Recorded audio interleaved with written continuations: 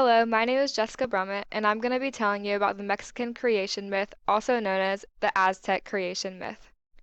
The story of creation, according to the Aztecs, is actually a story of birth, death, and rebirth.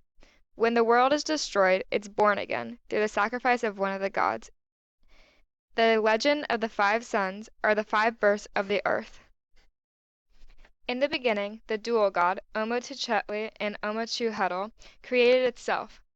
This dual god is both male and female, good and bad, chaos and order. Omotuchetli and Omochuhetl had 4 children. Huitzilopochtli was the god of the south. Quetzalcoatl was the god of the east. Tezcatlipoca, the god of the west.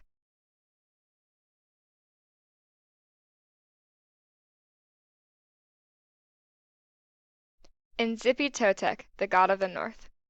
These 4 gods then began to create the world. They first create water, other gods, and a sea monster named Cipactli. As they continue to create things, though, Cipactli eats all their work, so the gods kill Cipactli, and from her body they create the world.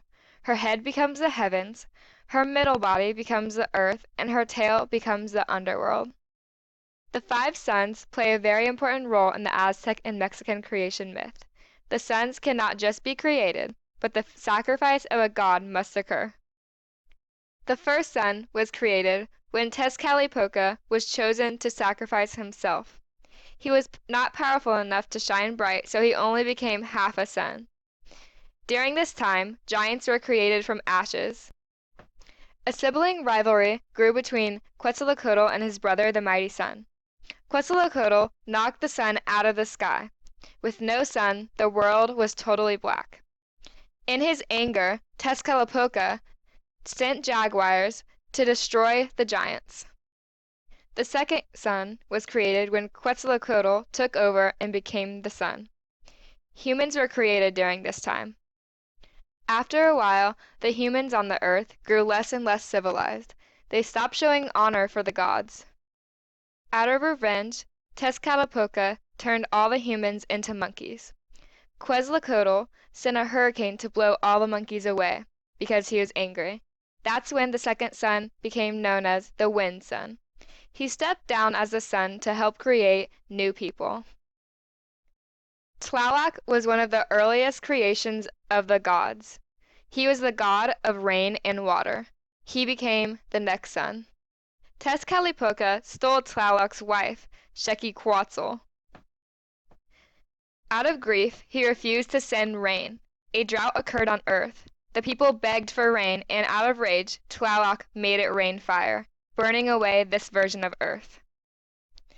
Chowchilicu, Tlaloc's sister, also the goddess of water, rivers, seas, streams, and storms, was chosen to be the next sun. Tezcatlipoca and Quetzalcoatl became jealous and struck down the sun.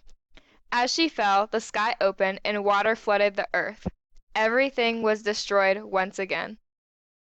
The gods gathered to decide upon whom would become the next sun.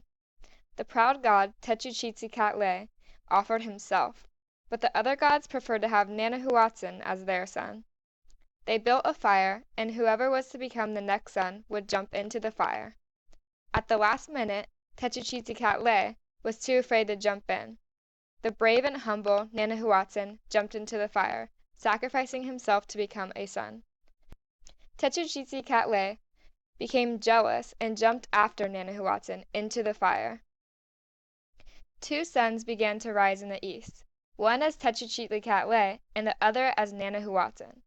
It was too bright in the world, so the gods threw a rabbit into the face of Techuchitlicatli to dim the light. That's when he became the moon. Nanahuatzin was weak. He was motionless. The sun didn't move in the sky, so the other gods gave them their blood to give him the energy to move across the sky. As believed by the Aztecs, this is the world in which we live now.